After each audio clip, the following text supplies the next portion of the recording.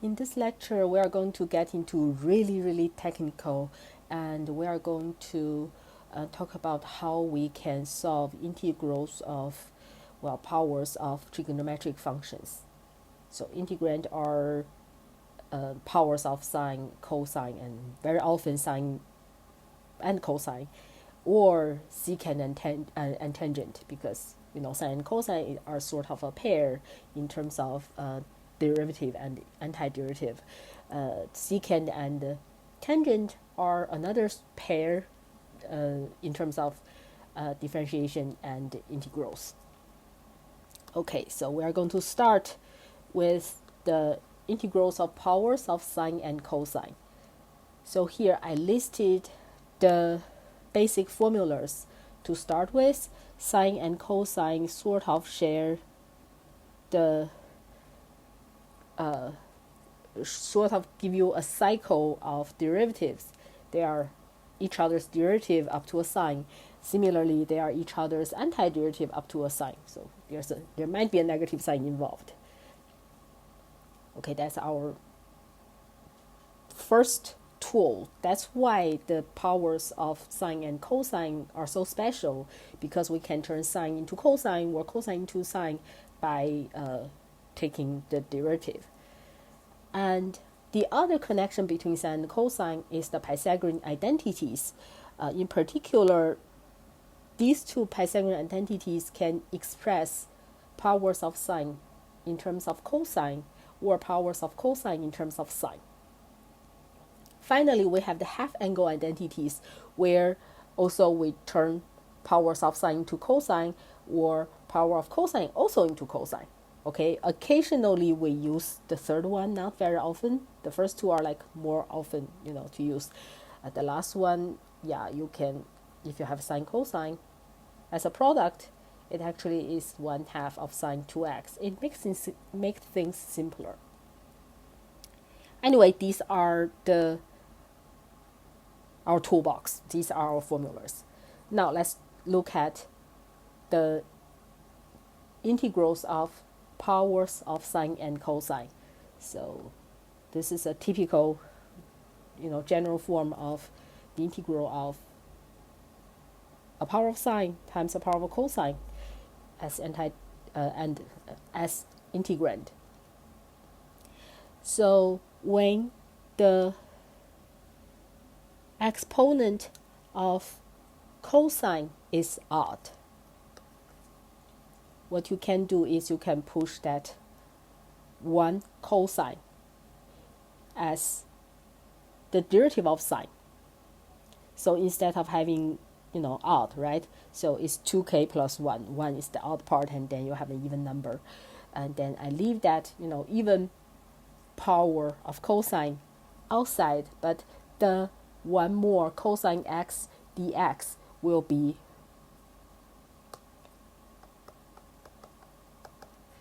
d sine x. Then because the power of cosine is actually even now, it's case power of cosine squared, which can be expressed as sine using Pythagorean identity. Then we just turned everything into sine. Okay, so when you have an odd power of cosine, that one more cosine push it into d, it becomes sine, and then the rest of cosine will be an even power of cosine, which will be a power of cosine squared. Cosine squared is 1 minus sine squared. So pretty much that's our strategy, to turn everything into sine, and then sine will be our u. So we'll make u our sine x, then you have one integral in terms of only u. Similarly, we can do the same thing if the power of sine is odd. Then we push that actual sine x in the d together with dx. You get a negative sign, and then this is the sine x dx part become negative d cosine. Meanwhile, the power of sine become even power, which means you can pull out the 2. It's just sine x squared to the kth power, and sine x squared is 1 minus cosine squared. Then again, you are writing everything in terms of only cosine. Then of course cosine will be your u. For both of them, pretty much the idea is if I can push one actual sine or cosine in my D, and the rest of the sine or cosine is a even power, which can be expressed in terms of the other function, then everything will be in the other function. So that's the idea. Now, so as long as the power of sine or the power of cosine is odd, we know how to solve it. What if both are even? When they are both are even, you just, rewrite the even power as in 2x using the half angle formula. So sine squared become like 1 lower power of cosine 2x, and cosine squared also become a 1 power lower of cosine 2x. Then everything will be in cosine 2x, and hopefully you can solve it. If not, again, you'll get a bunch of terms, right? If you do that, it will be a polynomial of cosine 2x. Then the powers that you can deal with them. The powers you can't, keep doing the half angle. That's, again, the general strategy.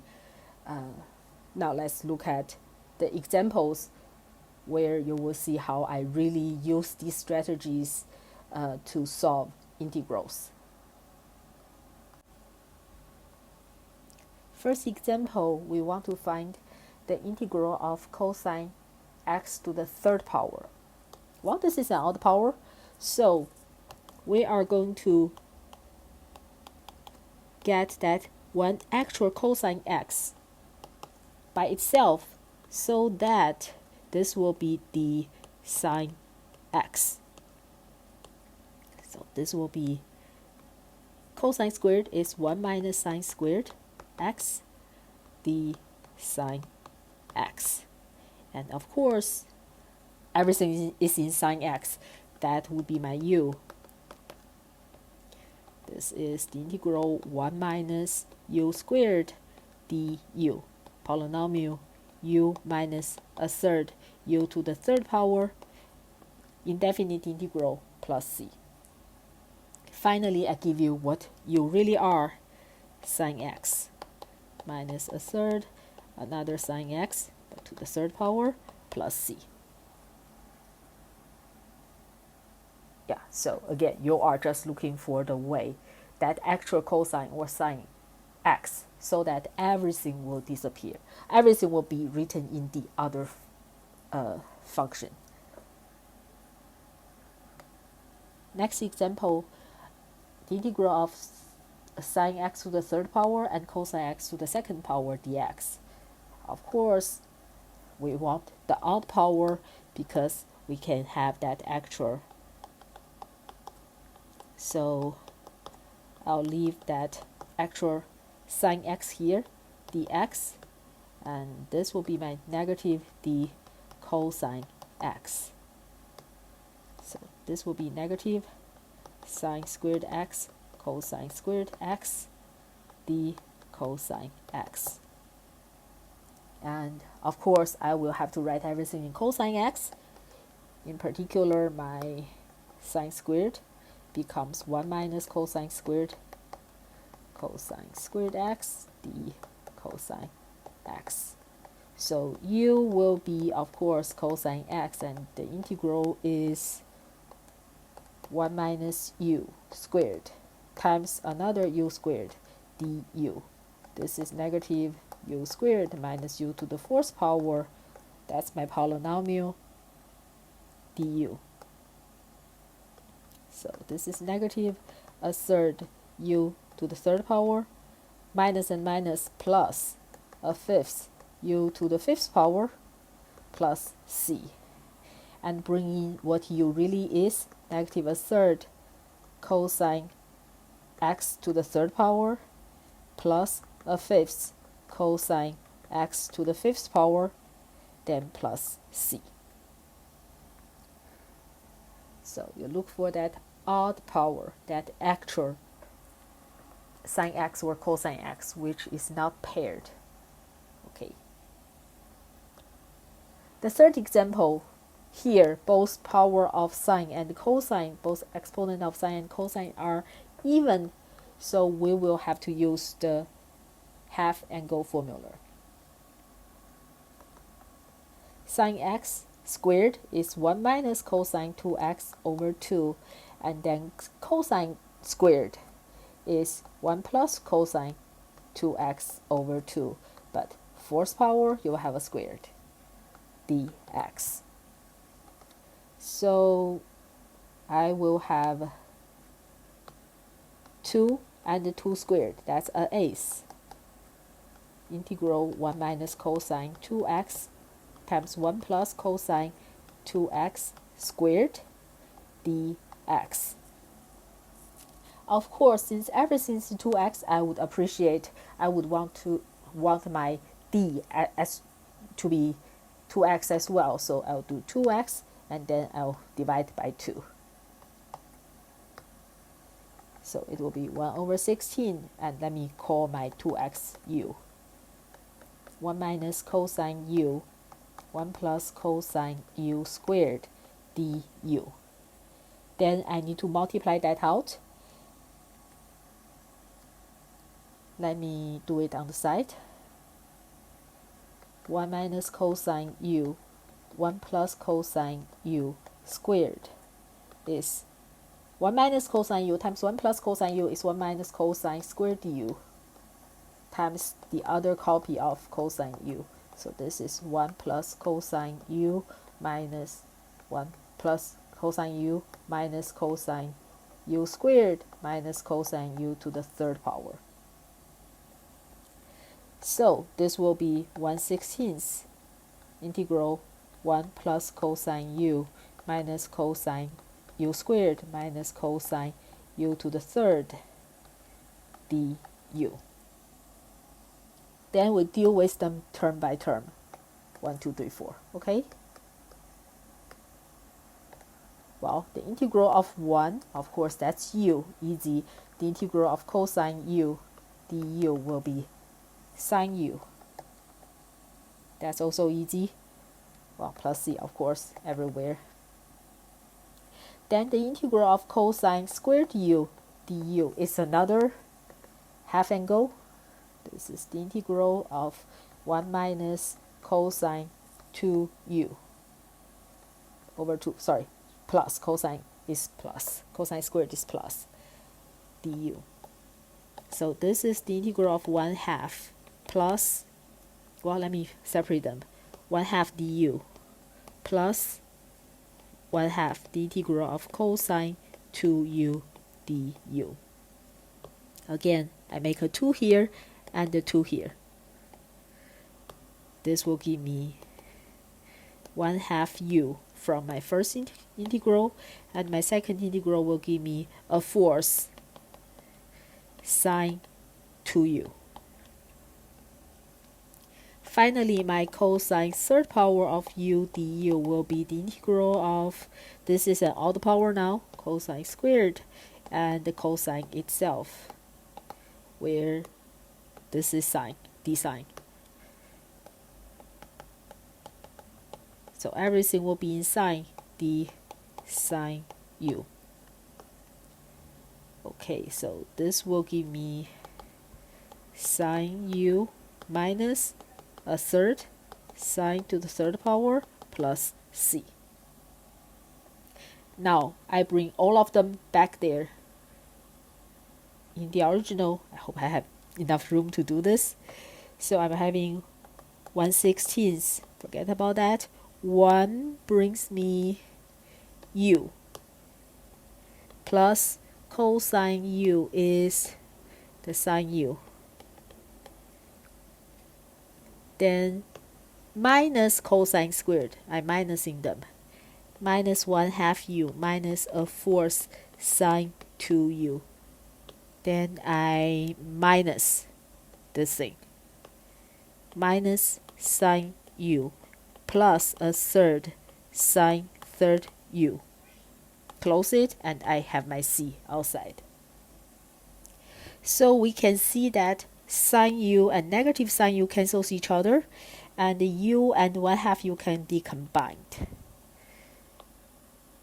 And that would give me 1/16 1/2 u minus a fourth sine 2u plus 1/3 sine cube u,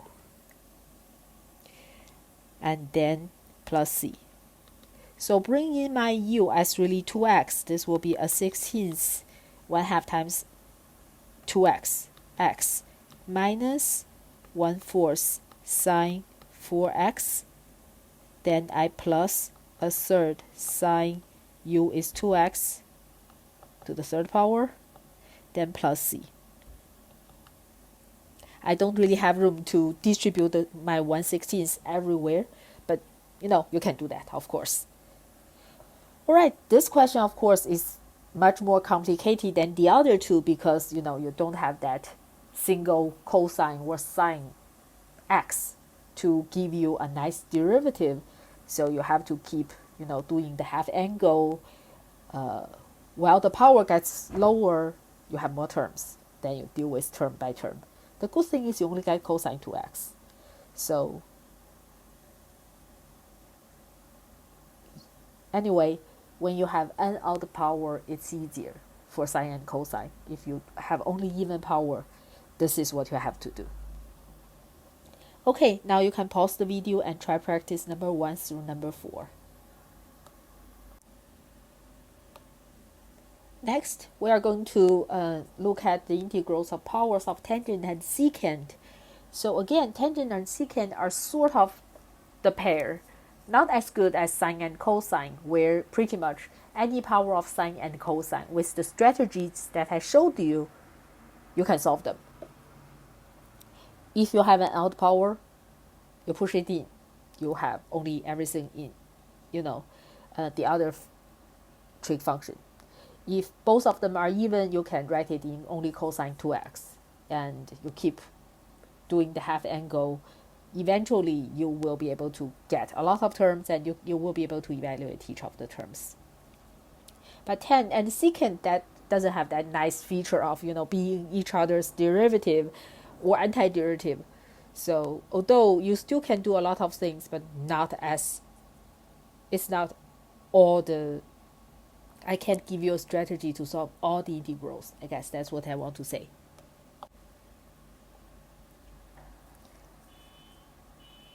Well, what you can do is that when the power of secant is even, you can pull that out. Or when the power of tangent is odd, so you can get that extra 10 you need. These two cases, you can solve it. Well, pretty much use the same method. But if you have an even power of tangent or an odd power of secant, sometimes you need to try your luck. With the Pythagorean identity for secant and tangent, also we have the antiderivative of tangent and secant here. You will need to pretty much try the Pythagorean identity to substitute and see if it works. Let's see example. So here I have both even, and which is the which power do I want it to be even? The one that shows up in derivative as even power. So secant squared.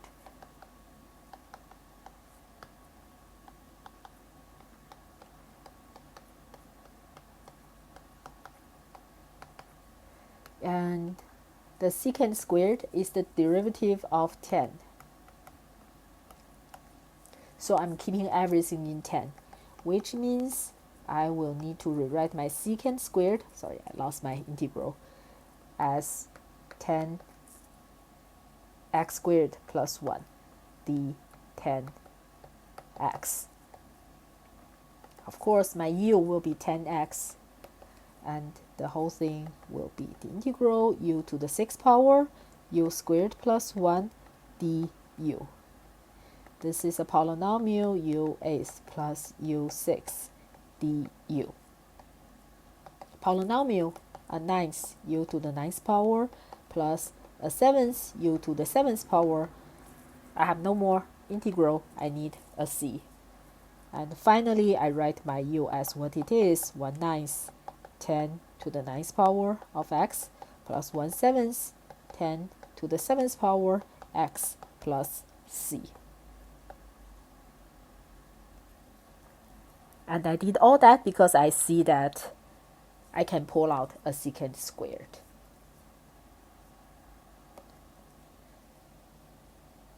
Another example, I have 10 cubed of 2x.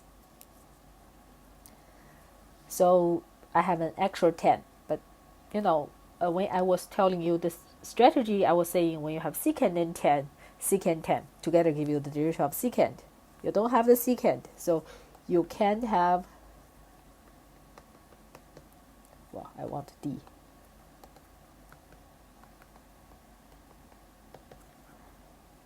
Without secant, I can't make it, so this won't work.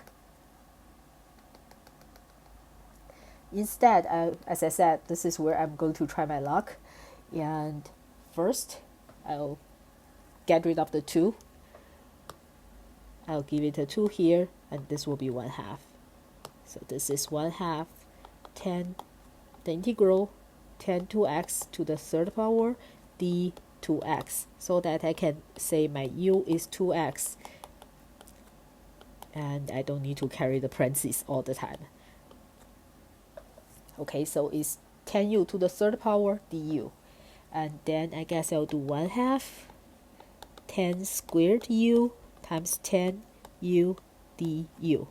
This will be 1/2. I need my secant, remember? I'm getting that. Minus 1 10u du. So this becomes 2 part, 1/2 secant squared u 10u du minus 1/2 10u du. Let me do my first integral on the side. The secant squared u 10u du will be secant u. Remember, I wanted that secant 10 du.